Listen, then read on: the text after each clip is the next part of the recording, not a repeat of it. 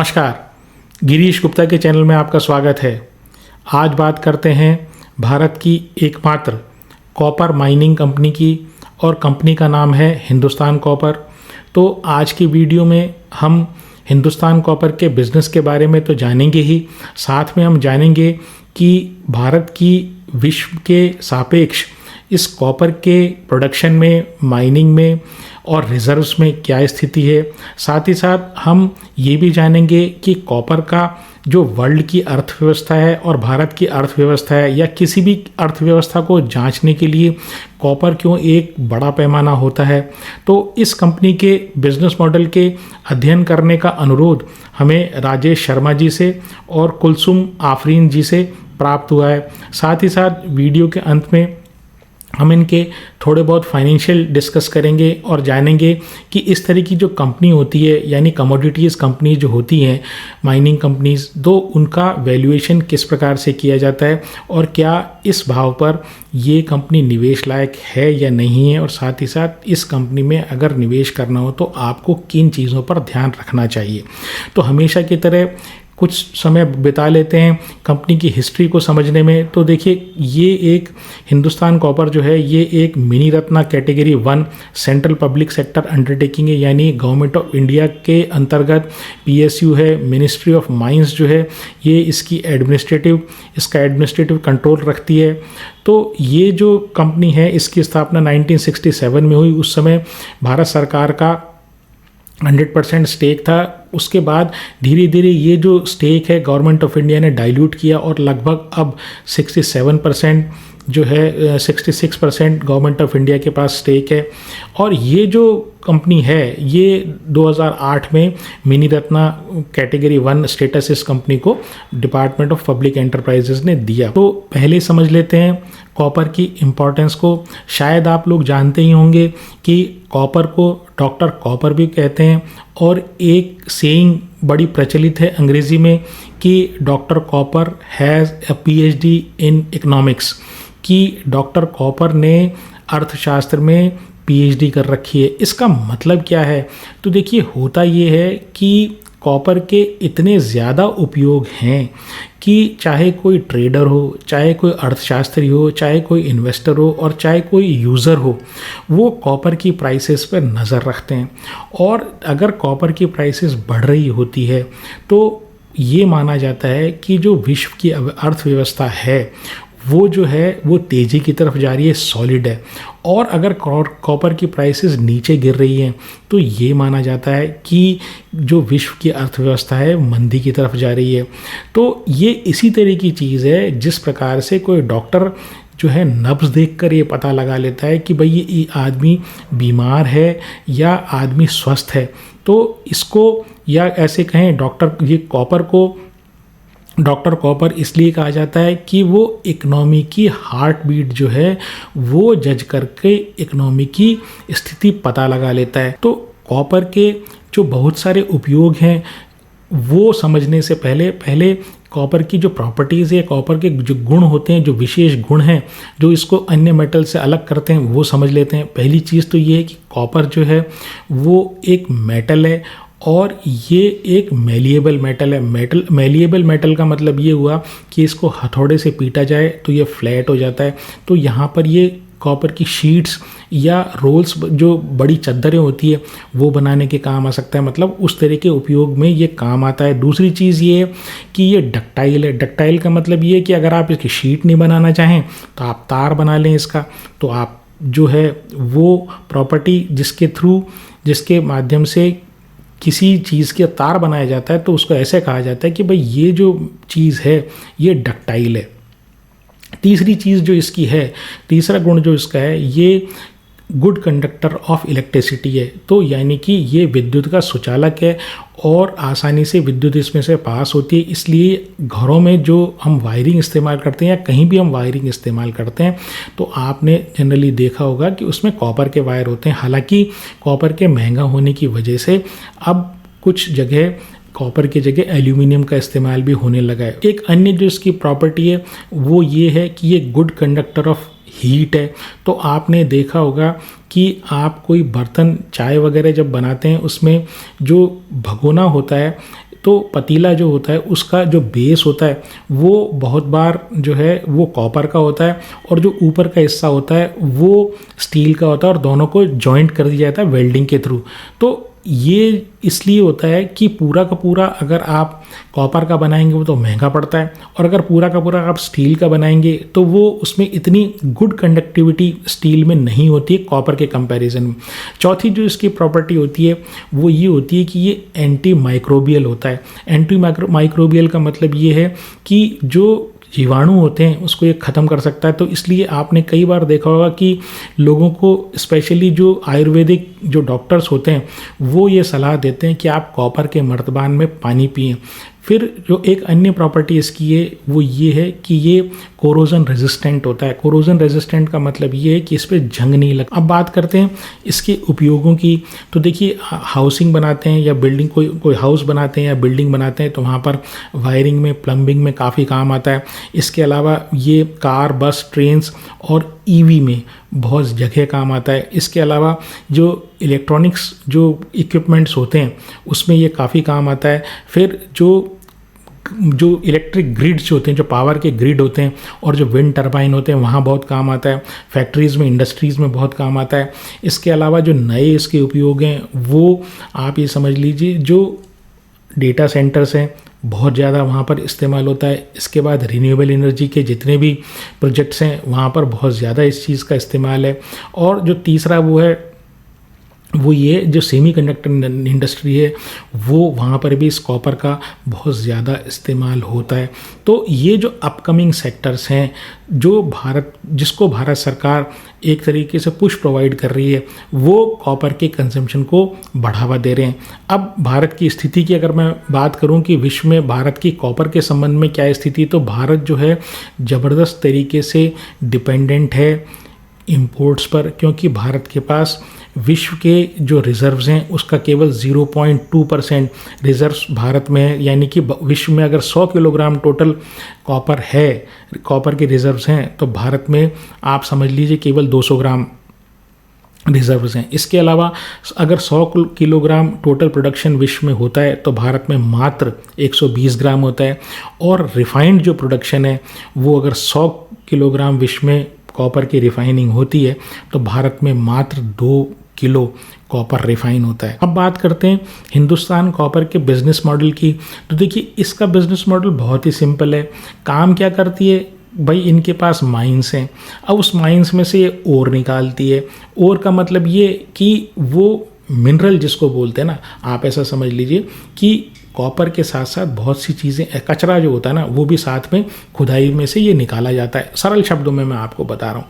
इसके बाद क्या होता है कि इस ओर को थोड़ा सा रिफ़ाइन करते हैं, रिफ़ाइन करने के बाद बेच देते हैं। अब आप कहेंगे कि बेचेंगे किसको, तो देखिए, जो इनका मेजर जो कंजम्पशन होता है इस कॉपर का, हिंदुस्तान कॉपर जो निकालता है अपने खदानों में से जो कॉपर निकालता है, तो वो जो है मेजरली 93% जो है वो भारत की इंडस्ट्रीज़ में ही कंज्यूम हो जाता है। तो कुछ स्मेल्टर्स हैं, जैसे अडानी का स्मेल्टर है, उसके बाद वेदांता का स्मेल्टर है, इसके बाद आदित्य बिरला का स्मेल्टर है। तो वहाँ पर स्मेल्टिंग करके ये क्या प्रोसेस होती है मैं आपको बताऊँगा ये। तो यहाँ पर से उसको रिफ़ाइन करके और एंड प्रोडक्ट्स जो इसके जैसे तार हुए या शीट्स हुए या कॉइल्स हुई, इस तरह की चीज़ें बनाकर बाज़ार में बेच दिया जाता है। तो ज़्यादातर जो कंजम्पशन है वो भारत में हो जाता है। केवल 7% FY25 में केवल 7% जो इनका प्रोडक्शन था वो एक्सपोर्ट हुआ था। अब पहले एक बार ये समझते हैं कि आखिर ये जो उत्पादन जिस चीज़ का करते हैं उसमें से कौन सी स्टेज वाला उत्पादन ये बेचते हैं। ठीक है, अब देखिए इसमें क्या करते हैं, जैसे मैंने बताया ये कंपनी एक वर्टिकली इंटीग्रेटेड जो कंपनी है और ये माइनिंग से लेके और रिफाइनिंग तक टोटल पूरे मतलब सप्लाई चेन में ये है। तो पहला स्टेप जो होता है वो है माइनिंग, दूसरा जो स्टेप है वो बेनिफिशिएशन, तीसरा स्टेप है स्मेल्टिंग और चौथा स्टेप है रिफाइनिंग। तो एक एक करके इनको समझते हैं कि क्या चीज़ होती है। तो देखिए, पहले स्टेप ये है कि आपके पास माइन हो गई, उस माइन में से आपने ओर निकाला। अब ओर में बहुत सारा कंकड़, पत्थर और मिट्टी ये सब आती है। तो वो वहाँ पर जो आप समझ लीजिए कि माइनिंग से जो आपने ओर निकाला, वहाँ पर जितना आपने ओर होता है उसका केवल 1% जो होता है वो कॉपर होता है। यानी आपने 100 किलो अगर ओर निकाला तो उसमें केवल 1 किलो कॉपर होगा।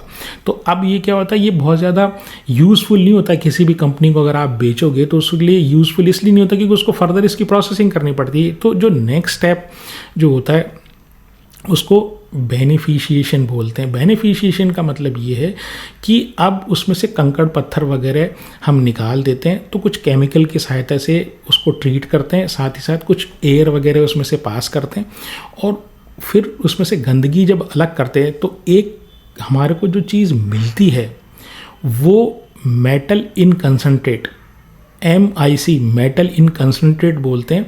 तो वो जो हमें प्राप्त होता है उसमें वो जितना प्राप्त होता है उसमें से 25% जो होता है वो कॉपर होता है।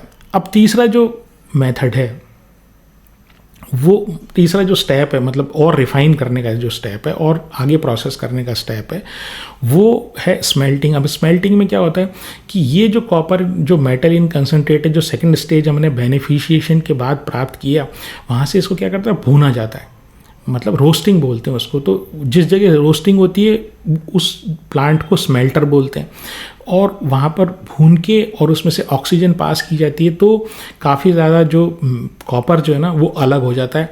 तो वो जो वहाँ पर से जो कॉपर प्राप्त होता है वो लगभग 98% प्योरिटी का होता है। अब जब ये वाली चीज़ 98% प्योरिटी का जब हमें कॉपर प्राप्त हो गया, तो हम उसे और शुद्ध करने के लिए उसको आगे रिफाइन करते हैं, उसको इलेक्ट्रो रिफाइनिंग बोलते हैं। तो कुछ इलेक्ट्रोड्स की सहायता से विद्युत पास करके कॉपर के रिफाइनिंग बोलते हैं। तो वो वहाँ से जो हमें फाइनल जो प्रोडक्ट प्राप्त होता है तो उसमें वो 99.99% जो है ना वो शुद्ध होता है। तो जैसे मैंने बताया आपको कि ये जो है इनका जो फोकस है, इनकी कई माइंस हैं और इनके इंटीग्रेटेड ऑपरेशंस हैं, लेकिन ये क्या करते हैं, इनको जो सबसे बड़ा मार्जिन प्राप्त होता है वो प्राप्त होता है सेकेंड स्टेज से, जो यानी MIC से, मेटल इन कंसंट्रेट से, जो बेनिफिशिएशन के बाद प्राप्त होता है। तो ये मेजरली अपना जो प्रोडक्ट है वो बेनिफिशिएशन से प्राप्त MIC को बेचकर ये अपना ज़्यादातर जो रेवेन्यू जनरेट करते हैं। माइनिंग यूनिट्स की अगर मैं बात करूं तो टोटल 5 इनकी यूनिट्स हैं। तो पहली यूनिट है वो मलंज खंड में, सबसे बड़ी इनकी माइन है ये। इसके बाद खेतड़ी राजस्थान में, इसके बाद झारखंड में। ये जो झारखंड वाला जो इनका यूनिट है ये फुली इंटीग्रेटेड है, यानी वहाँ पर ये ओर एक्सट्रैक्शन से लेके बेनिफिशिएशन, उसके बाद स्मेल्टिंग और उसके बाद रिफाइनिंग, ये सारे प्रोसेस करते हैं। इसकी जो चौथा इनका प्लांट है वो तलोजा महाराष्ट्र में है, और जो 5वां इनका प्लांट है वो गुजरात में है। और इनका जैसे मैंने बताया आपको कि ये पूरे ऑपरेशंस हर जगह नहीं कर रहे हैं, और कुछ जगह इनके जो प्लांट्स हैं वो अनवायबल भी हो गए। यानी अगर आप पूरी प्रोसेस करके उसको रिफाइन करके अगर आप बेचेंगे तो कुछ इनके साथ प्रॉब्लम ये है कि इनकी इनएफिशिएंट ऑपरेशंस हैं। यानी जिस क्वालिटी के ऑपरेशंस वर्ल्ड वाइड होते हैं उस तरह के इनके ऑपरेशंस नहीं है। तो उन्होंने फ़िलहाल टेम्परेरीली सिर्फ ये तय कर रखा है कि ये जो सेकेंड लेवल का जो हमारे पास मेटल इन कंसंट्रेट जो बेनिफिशिएशन से प्राप्त होता है केवल हम वही बेचेंगे। तो इन्होंने जो FY25 में लगभग 24,524,500 टन्स का सेल किया। और ये जो इनकी रेंज है, ये जो MIC की जो रेंज है, सेल की रेंज है, तो ये पिछले 3 सालों से ये 24,000 से लेके 26,000 मीट्रिक टन पर एनम की रेंज में ही चल रही है। अब बात करते हैं कि आखिर ये शेयर में जो तेज़ी आई अभी पिछले कुछ दिनों से, पिछले कुछ महीनों से, इसका कारण क्या है। तो आप इस बात को समझिए कि देखिए ये एक माइनिंग ऑपरेशन है। अब माइनिंग में क्या है कि आपके पास जो खर्चा है ना वो तो फिक्स्ड है। आप माइन को ऑपरेट करोगे, ठीक है, तो थोड़ा सा और खर्चा आपका आ जाएगा, वरना आपकी फिक्स कॉस्ट सेम है। आपको माइनिंग की लीज देनी ही देनी है, आपको कर्मचारियों का पैसा देना ही देना है, आपको वर्कर्स को पैसा देना ही देना है। अब आप जितना ज़्यादा उसमें से ओर निकालेंगे, point number 1, quantum of ore, यानी कितने मीट्रिक टन आपने ओर निकाला, ठीक है। दूसरी चीज़, उस ओर की प्राइस क्या है। तो इन दोनों को जब मैं मल्टीप्लाई करूँगा तो हमें प्राप्त होता है रेवेन्यू, ठीक है। तो जितना ज़्यादा ये ओर निकालेंगे और जितनी ज़्यादा इनकी इंटरनेशनल मार्केट में प्राइस होगी उतना ही ज़्यादा इनका रेवेन्यू बढ़ेगा। तो इनके हाथ में जो है ना सिर्फ माइन से ओर निकालना है, प्राइस इनके हाथ में नहीं है। अच्छा, माइन से ओर निकालने में भी कुछ इश्यूज़ हैं। मान लीजिए बरसात आ गई या कुछ ऐसी कंडीशंस आ गई जिस समय पर माइंस में से ये सब चीज़ें मतलब ओर निकालना संभव नहीं होता, तो भी इनका जो क्वांटम ऑफ प्रोडक्शन है वो कम हो जाता है। तो ये जो दो फैक्टर्स हैं, मतलब कितना इन्होंने प्रोडक्शन किया और इंटरनेशनल मार्केट में क्या प्राइस चल रही है, इसके ऊपर इस कंपनी की प्रॉफिटेबिलिटी डिपेंड करती है। उसका कारण मैंने आपको बता दिया, क्योंकि जैसे इनका रेवेन्यू बढ़ेगा वैसे ही इनका जो है ना प्रॉफिट बढ़ेगा, क्योंकि इनकी जो कॉस्ट है वो ऑलमोस्ट फिक्स होती है और प्राइस ये टेकर है, यानी कि ये जो इंटरनेशनल मार्केट में प्राइस होती है उसी प्राइस पर ये किसी को माल बेच सकते हैं, वरना वो कहीं और से ले लेगा। तो हुआ ये कि जो LME है, जो लंदन मेटल एक्सचेंज है, जो वहाँ पर जनवरी के या इस साल जनवरी 25 के शुरुआत में जो प्राइस थी कॉपर की डॉलर्स में वो 8795 पर टन थी, $8795 पर टन। और जो अब इसकी अक्टूबर 10-11 को जो इसकी प्राइस थी वो बढ़कर हो गई है 10768। तो आप ये समझ लीजिए कि 8,795 से बढ़कर 10,768 डॉलर पर मीट्रिक टन ये प्राइस हो गई। करीब 22% का इंक्रीज़ हो गया। अब 22% का इंक्रीज़ किसी कमोडिटी में 22% का इंक्रीज़ अगर हो जाए तो आप ये समझ लीजिए जो कमोडिटी जो माइनिंग वाली कंपनीज़ होती है उनके वारे न्यारे हो जाते हैं। क्योंकि सेम चीज़ जैसे मैंने बताया, अगर आपने प्रोडक्शन सेम किया, सेम प्रोडक्शन में भी सिर्फ प्राइस बढ़ने से आपका रेवेन्यू और प्रॉफिट बढ़ता जा रहा है। तो ये कारण था कि इस कंपनी के जो शेयर है ना वो लगातार पिछले कुछ महीनों से बढ़ते जा रहे हैं। अब बात करते हैं कंपनी की स्ट्रेंथ की। तो देखिए कॉपर माइनिंग में ये जो कंपनी है ये मोनोपोलिस्टिक स्थान रखती है, यानी मोनोपोली है इस कंपनी की। और दूसरी बात ये कि ये अपने प्रोडक्शन को इंक्रीज़ करने की कोशिश कर रहे हैं। Over a period of 3-4 years इनका टारगेट ये जो अभी 4 MMT यानी 4 मिलियन मीट्रिक टन इनका प्रोडक्शन है वो उसको 3 गुना करके 12 मिलियन मीट्रिक टन ये कर दें। और इसके लिए ये केपेक्स भी लंबा चौड़ा केपेक्स भी कर रहे हैं। इसके अलावा एक जो खास बात है वो ये है कि भारत में जो पर कैपिटा कंजम्पशन है वो विश्व के एवरेज से बहुत ही कम है। अभी जो वर्ल्ड का एवरेज है वो लगभग 3.2 किलोग्राम पर पर्सन है, जबकि भारत में वो 0.5 पर पर्सन ही है।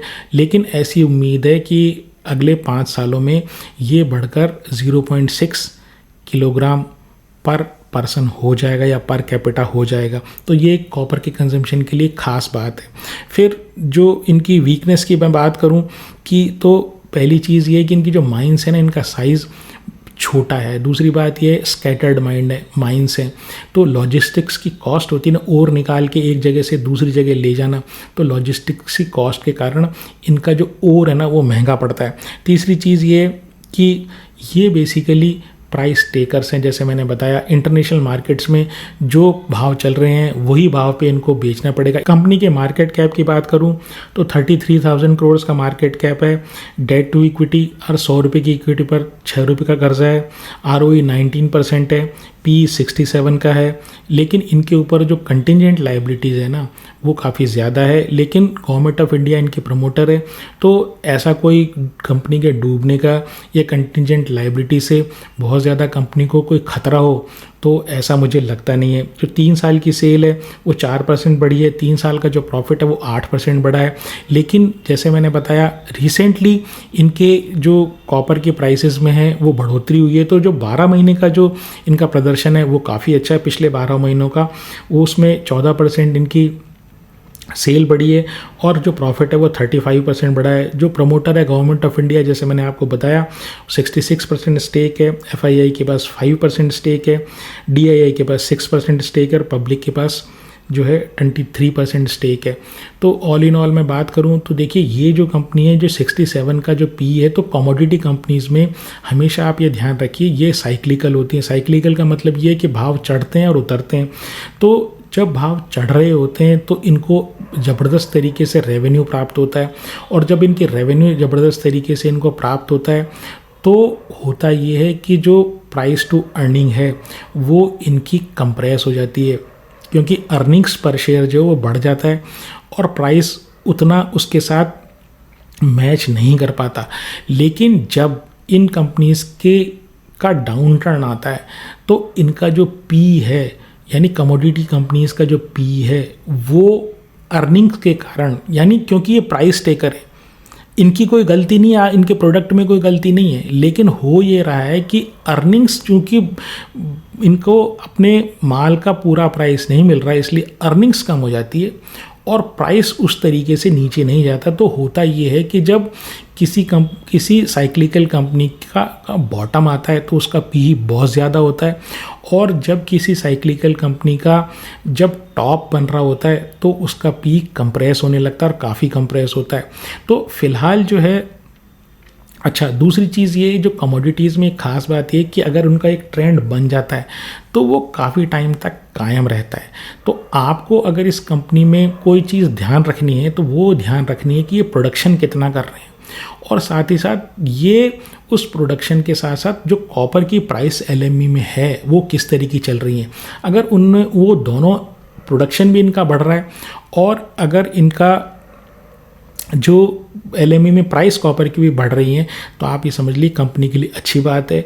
अगर उन दोनों में से कोई चीज़ चेंज होती है, नीचे आ रही है कोई चीज़, या तो प्राइस नीचे जा रही है, इनका प्रोडक्शन नीचे जा रहा है, तो कंपनी के लिए कुछ प्रॉब्लम होने की संभावना रहती है। मतलब उस तरह की फाइनेंसेस, उस तरह की अच्छी परफॉर्मेंस कंपनी की आएगी नहीं। पॉइंट नंबर 2 में जो मैं आपको कहना चाहता हूँ कि जब फ्रेश कॉपर की या जो कॉपर की प्राइसेस बाज़ार में बढ़ती हैं इंटरनेशनल मार्केट में, तो जो फ्रेश कॉपर की डिमांड जो है ना वो थोड़ी सी कम हो जाती है और रिसाइकल्ड कॉपर की जो डिमांड है ना वो बढ़ जाती है। तो हमने पहले भी कुछ वीडियोस जो हैं हमने बना रखे हैं रिसाइकलिंग कंपनीज़ के ऊपर, तो आप जाके हमारी प्लेलिस्ट में से वो वीडियो देख सकते हैं और उनमें से उन कंपनीज़ को जो आपको अच्छी लगती हों इस बारे में प्राइस से भी, साथ ही साथ बिजनेस मॉडल के पॉइंट ऑफ व्यू से भी कि वो कॉपर की अगर रिसाइकलिंग करती हैं तो एक बार आप उनके ऊपर भी विचार कर सकते हैं। मेरी किसी भी शेयर में ख़रीदने या बेचने की कोई राय नहीं होती। मैंने आपको एक फ्रेमवर्क प्रोवाइड किया है, उसके ऊपर आप अपनी थोड़ी एक्सरसाइज करें और उसके बाद ही अपने फाइनेंशियल एडवाइज़र से पूछकर ही कोई निर्णय लें। अगर आपको मेरा प्रयास पसंद आया हो तो चैनल को सब्सक्राइब करें, वीडियो को लाइक करें और शेयर करें। आज के लिए इतना ही। नमस्कार, धन्यवाद, जय हिंद।